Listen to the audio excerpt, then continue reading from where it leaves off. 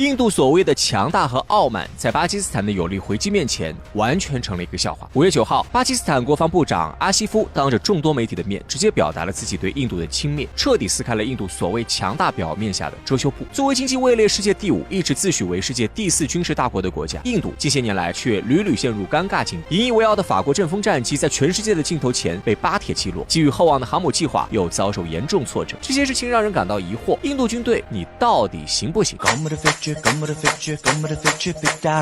近日，网红豪哥哥改编的歌曲《看我的飞机被打了》火遍了全球。魔性的音乐插曲配上印度方面3架最先进的法国造阵风战机被击落的事实，搞笑属性拉满，让人捧腹大笑。但在脸皮比城墙厚的印度网友看来，这简直就是在瞎编乱造，是在抹黑嫉妒印度军队。要问印度网友哪里来的自信，原因很简单，从纸面数据上来看，印度军队是世界第4大军事力量，其军队规模跟装备数量在全球是名列前茅。据检视防务周刊的权威统计，在2025年5月前，光是4代半战机的数量来说，印度拥有272架苏30 MKI 重型多用途战机和36架法国造阵风战机。此外，印度还拥有48架幻影2000，实力不可谓不雄厚。与之相比，巴基斯坦空军在数量上远远逊色于印度。目前装备的歼 10CE 仅有20架，二手 F-16大概有75架，而且还被美国要求只能用于反恐作战，不能参与到印巴冲突里，否则就锁机。巴铁装备最多的主力机型是 JF-17枭龙战机，这款中巴联合研制的战机，巴方装备有160架，是巴基斯坦空军的主力战机。只从数量上来看，巴基斯坦输定了。但现实告诉我们，并非如此。在数据的华丽外衣下，印度军队有着许多致命缺点，比如说装备无法自主，无法形成统一的作战系统，并且印度先进武器还严重依赖进口，弹药储备也不足。这些缺点都严重降低了印度军队的真实战斗力。众所周知，印度人喜欢买武器。斯德哥尔摩国际和平研究所在2024年发布的最新报告就显示，印度俨然是全球范围内最大的武器进口国，在全球武器进口里所占比例为11%。在印度人看来，造不如买，买的东西越贵越有战斗力。但现代战争讲究一个体系化作战，你印度又是买法国的装备，又是买俄国的装备，又是买美国的装备，而这些装备体系都不兼容，就好像安卓的软件没办法装在苹果手机里一样。自然而然，装备万国牌装备的印度军队没有办法形成合力，连最基本的协同作战都存在困难，更不用说成体系作战了。这个缺点在5月7号爆发的印巴冲突里展现无疑。当印度空军满怀着必胜信心派出了引以为豪的阵风战机后，却没想到在第一时间内就遭到了巴基斯坦空军 ZDK-03 预警机、歼10CE 战机和霹雳15空空导弹以及地面防空体系4位一体的综合打击。据巴基斯坦军方披露，仅仅一个晚上，他们在拉萨斯坦邦附近就击落了3架阵风战机。社交媒体上流传的残骸视频清楚地显示，至少有2架阵风战机在起飞后不久就被巴基斯坦方面的防空系统精准锁定。这起事件让印度颜面尽失。然而，依赖进口装备让印度军队无法形成体系化作战能力只是问题之一。对于印度军方来说，弹药储备数量的不足才是更加严重的问题。这一点印度自己也不避讳。2024年，印度官媒《印度时报》就公开发表评论说，印度陆军的弹药储备只够打14天的全面战争。这一数字在现代战争冲突里无疑是捉襟见肘。试想一下，如果印巴双方进入到全面战、持久战阶段，印度很快就会面临弹药打光、军队弹尽粮绝的窘境。更让印度高层崩溃的是，印度的航母计划也让人不省心。维克兰特号作为印度首艘国产航母，耗费了印度上百亿美元，用了10几年才在2022年勉强服役。但悲催的是，这艘航母才刚刚下水不久，就频频爆出技术上的故障。就在今年年初，印度快报披露，维克兰特号航母在一次演习里，因为动力系统故障，被迫返港修理。要知道，印度人不止一次公开表示，印度洋是印度的大洋，其海洋野心可见一斑。但从目前印度航母的拙劣表现来看，这句口号也只能是说说而已了。作为全世界第5经济体，看上去印度庞大的经济实力可以成为军事发展结实的后盾。据世界银行的数据，2024年印度的 GDP 就达到了3.93万亿美元，军费开支更是达到了800亿美元。但理想丰满，现实骨感，高昂的军费投入并没有让印度军队获得一流的战斗力，反而因为资源浪费和进口依赖，印度的军费始终没有用在刀刃上。从这次实战来看，印度孱弱的军事实力和庞大的经济实力之间形成了一对鲜明的矛盾。印度总理尼赫鲁曾说过，印度要做一个有声有色的一流大国。秉持着这个思想，印度海军一直有一个把印度洋当作自己内海的梦想。为了实现自己在印度洋上称王称霸的目标，印度政府计划到2030年，印度海军要有200艘海军战舰以及500架先进战机。但从现实来看，这个目标目前还是臆想。就拿印度审计署在2024年的报告来说，在过去的10年里，印度海军投入了超过3万亿卢比用于海军舰艇的建造。但由于印度拉胯的造船工业，其造出的船里有30%的舰艇存在严重的质量问题，没有办法正常服役。也就是说，3万亿卢比里差不多有1万亿卢比被用来打水漂、建废铁。像2023年入水航行的苏拉特号驱逐舰，在第一次试航的时候，发动机就出现了严重故障，整艘船被黑烟所笼罩。不得已，这艘全新的印度驱逐舰只能停留在港口里大修。到现在，维修它所花费的钱已经超过了20亿卢比。印度军费利用效率如此之低，那么巨额投入肯定就无法转化为实际战斗能力。印度军队弹药储备的不足进一步凸显了这一矛盾。印度陆军的参谋长潘德在2024年也直言不讳地表示，印度陆军目前所拥有的弹药储备只够支撑14天的作战需求。这个数字不但远远低于2到3个月的国际标准，也让印度在碰到突发军事冲突时完全没有信心。为了补上这个缺漏，印度政府在2025年初赶紧划拨了5000亿卢比去紧急采购所缺的弹药。可由于采购流程繁琐，资金调度上也遇到难题。直到5月7号诛杀行动前，印度军队也没有解决弹药缺乏的问题。与此同时，印度却仍然花费巨额外汇去进口昂贵而不实用的武器系统，比如价值40亿美元的 S400 防空系统。尽管在乌克兰战争里已经充分证明 S400 的作战效能不高，但印度政府宁愿拆东墙去补西墙，也要购买这种昂贵而不实用的俄制防空系统。让人感叹，印度军费简直没有花到刀刃上，存在极大的不合理。经济第5的头衔着实耀眼，但印度在军费上低效率的高额投入，就好比把水泼到了干燥的沙地上，这注定了印度军队在可预期的未来无法成为一支一流军队。身处南亚次大陆，印度的地缘环境在整个世界上都可以说是异常艰难。北面要与强大的中国对峙，西面自建国以来就和巴基斯坦冲突不断，流血不断。这种双线作战的局面让印度军队不堪重负。无论是陆军、空军的部署，还是海军的扩张，在中国跟巴基斯坦的联合夹击下，印度就好像是奥利奥饼干里的白色夹心层，要承受2倍压力，显得力不从心。在印度看来，强大的中国才是头号假想敌。自2020年加勒万河谷冲突爆发以来，印度就在中印边境地区大幅增兵。为了对抗中国人民解放军的歼20等先进战机，印度针锋相对部署了大量苏30 MKI 战机，试图占据空战优势。然而，这款俄罗斯制造的4代半重型战机虽然性能优越，却因为印度缺乏维护先进战机的能力，导致其战备率低下。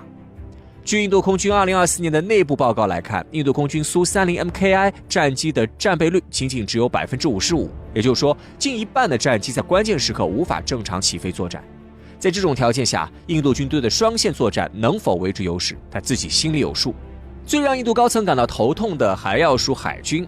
印度海军参谋长特里帕蒂在去年表示，计划印度海军在5年内要新增20艘战舰，但截至现在，这个目标只完成了一半。最为悲催的是，印度海军卡瓦拉蒂号护卫舰在2024年的一次远洋任务里，这艘印度战舰因为雷达故障而失去了战斗力，说明印度国产装备的可靠性根本就不合格。与此同时，中国海军在印度洋上的活动日益频繁。就在今年年初，中国山东号航母编队在马尔代夫附近海域进行演习，这给印度造成了很大的军事压力。对于印度来说，中巴的双重夹击让他感觉压力山大。空军的苏30 MKI 部署困难重重，海军航母计划也不遂如人意，现在还趴在港口里大修。印度的地缘环境好似一张无形的网，紧紧束缚着印度的军事雄心。尽管印度一直自诩为世界第4军事大国，是南亚霸主，但其实从建国那一天起，印度全国都危机四伏。对于印度来说，最重要的还是少吹牛逼，多做实事。毕竟，真正的实力源于综合国力，而不是表面上的数字游戏。提到印度的火车运输线路，很多人的脑海当中立即就会浮现出一副人满为患的景象。直到现在，印度的火车依然在向外出售挂票。于是，印度为了能够尽快打造属于本国的高铁，不惜花费50亿卢比向中国订购火车车轮。可正当中国的工人们加班加点地为印度赶制车轮时，印度政府却突然变卦了。那么，印度的高铁建设之路为何会走得如此坎坷呢？印度又为何会在与中国签订合同的同时突然变卦呢？说到印度，一定会有人谈到印度糟糕的铁路运输情况，而事实上，这种让人直接挂在车厢外面的乘车方式不仅会受到外界的嘲笑，就连很多印度人自己都看不下去了。早在本世纪初期，就有印度官员提出过要停止售卖挂票的策略，因为印度的火车挂票是完全免费的，印度政府从中收不到任何1分钱的税，乘车的人还容易遭遇交通事故。这样既不安全又不体面，也无法产生税收的乘车行为，当然应该尽快废除。但考虑到印度的穷人数量非常多，很多印度社会底层的穷苦人也的确有着乘车的需求。在莫迪领导的印度人民党竞选期间，莫迪本人就曾经大肆拉拢过底层的穷苦人群体，希望他们能够给自己投票。到了莫迪上台之后，他自然也没有理由对火车挂票的政策出手。所以印度糟糕的铁路运输情况就一直维持到了今天。印度曾经考虑过像中国一样在境内大建高铁，不得不说，印度人的这个想法还是较为美好的。只要让一部分人去坐高铁，然后将高铁运营的收益拿一部分出来补贴普通火车的运输业务，不久之后就可以把普通火车的座位价格打下来，底层的穷苦人也就能坐得上火车了。可是现实却狠狠地给印度政府上了一课。印度虽然也是制造业大国，但印度至今依然维持着规模庞大的低端制造业。印度工人生产出来的大多都是一些基础工业品，稍微让他们做一些高技术含量的产品，这些印度的工厂就无法完成任务。所以印度每年还是必须向外国进口涉及到国防军工、科技研究等领域的高精尖产品，因为印度国内的工厂实在是做不出来。即便印度政府投入再多的资金和力气，印度的工厂和研发部门也不可能在短时间内实现目标。思来想去之下，印度只得将建设高铁的任务分批外包了出去。只要在产品建好之后，印度政府为产品打上一个本国生产的标签，就足以欺骗普通的民众了。至于国外舆论怎么议论印度政府的各种行为，印度的官员们倒是不在乎的，反正只要到手的产品好用、堪用就行。于是，印度从德国进口了高铁车厢，从其他一些欧洲国家进口了高铁的零部件，最终他们也将目光投向了中国，并准备花费50亿卢比，请中国帮印度代工制作一批高铁使用的火车车轮。早在几年之前，印度就开始筹划向中国进口货车车轮产品的计划了。为此，印度的铁道部更是一口气与中国拟定了一份价值50亿卢比的合同。可正当中国的工人在加班加点地为印度生产火车车轮时，印度却突然告诉中国的合作方，他们并不想在合同上签字，因为有人出的价格比中国厂家更加便宜。这个与中国竞争的对手就是乌克兰。由于乌克兰承接了苏联时期的大多数重工业设备和工厂，其生产出的火车车轮与印度的铁轨也较为匹配，所以综合了多方面的因素考虑之后，印度最终决定将这笔订单交给乌克兰去做。结果几个月之后，印度就直接傻眼了，因为俄罗斯和乌克兰之间居然爆发了战争。战争到来之后，乌克兰的所有大型工厂都开始被迫生产军火产品，印度的高铁火车车轮根本无法按时交货，而且乌克兰也不愿意向印度退还先前支付的一大笔定金。就这样，印度人因为自己的贪婪让钱打了水漂，但乌克兰干不了的事情总得有人干。在对比了一圈国际市场的价格之后，印度只能再次厚着脸皮上门求中国。这一次，印度还生怕中国的厂家不愿意接单，直接将先前的订单价格提高了1倍。中国的厂家恐怕怎么也不会想到，当印度人拿着订单在外面转悠了一圈之后，自己居然能够凭空多挣10亿卢比。不过，印度人一向以精于算计闻名于世，他们之所以愿意在中国厂家的面前低下头主动提高订单的价格，是因为他们在对比了日本、欧盟等国同类产品的制造价格之后，发现还是中国制造的产品最为物美价廉。据悉，这批订单的车轮产品总数为3.9万个，中国企业给出的报价也只比乌克兰的承造商高了 1.68%， 而日本和欧盟报出的价格则令印度人大跌眼镜。而且欧盟制造厂商报出的价格更是直接超过了印度政府对高铁线路的全部投资预算，这还仅仅只是车轮的造价，如果要把整条高铁线路都修完，印度恐怕还得背上沉重的债务负担。所以印度人其实并没有变，他们在与任何国家做生意的时候，都会事先将收益和成本算得清清楚楚，而后选择性价比最高的一家进行投标。不过有了中国企业制造了火车车轮之后，印度的高铁依然令人担忧不已。这不仅仅只是因为印度高铁的质量参差不齐，也是因为印度的铁路建设是一项牵涉到各个地方政府的庞大工程，而各个地方政府各自为政的局面也给印度的中央政府带来了巨大的麻烦。印度政府今天在铁路建设方面遇到的种种难题，其实在印度独立时就已经种下了祸根，这导致印度的行政效率极其低下。各地政府更是没有将修建高铁的计划放在眼里。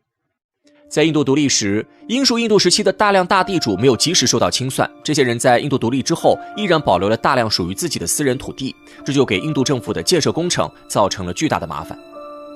如果印度政府想要在某地建设高铁，首先就要花大价钱从大地主的手中批量购进土地，而精于算计的大地主们也往往会坐地起价，开出一个令印度中央政府根本承受不起的价格。久而久之，相关的高铁建设计划也就被搁置了。就算印度政府已经造好了高铁机车，但铁路没修好，高铁就无法运行。所以，当前印度的很多地方面临着一个尴尬的局面：明明中央政府的手中已经握有大量制成的高铁机车，但就是无法建设可以运行这些机车的高铁线路，当地的老百姓也只能够继续选择危险的普通火车出行。另一方面，印度各个土邦之间的政治斗争也始终没有停止。当一条高铁线路要从一个邦接入另一个邦时，往往会面临巨大的阻力。有时就连印度中央政府也无法调节两个邦之间的矛盾。由于印度在历史上并没有形成一个完全统一的国家，直到英国殖民者到来，印度各地的土邦王公们才被强行整合在了一起。这些英国殖民时代留下的土邦王公，大多也成为了现代印度的政治精英。这些人习惯了相互勾心斗角的模式，只为了给自己争取一点权利。至于国家长远的建设计划，则根本不在他们的考虑范围之内。如今的印度不仅在高铁建设项目上表现得无比混乱，在各个涉及民生建设的领域，印度的表现都令人忍俊不禁。也许在外界的不少人看来，这只不过是一些茶余饭后的谈资和笑料，但它的背后却是无数印度民众真实的痛苦生活。早在2000多年以前，中国的古人们就用实际行动为后世的人们提供了一个可以参考的样本。任何庞大的经济建设项目都必须要有稳定的政治基础作为支撑，否则其中存在的巨大变数最终一定会导致工程无法顺利进行。而一旦工程陷入瘫痪的境地，受影响的将不仅仅是参与工程的各个建设方以及主导工程的政府，更重要的是国家的发展计划和人民的幸福生活将会因此被搁置。印度今天所面临的尴尬局面，不仅仅是印度政府在全世界面前展现出的一场喜剧，同时也是印度这个国家的灾难。高铁建设只不过是印度国家治理闹剧的一个缩影，其背后呈现出的是整个印度的混乱无序。也许在经历了无数的混乱和波折之后，印度人民终究能够走出一条符合本国国情的发展道路，但在那之前，他们必须为当下所发生的一切付出更为沉重的代价。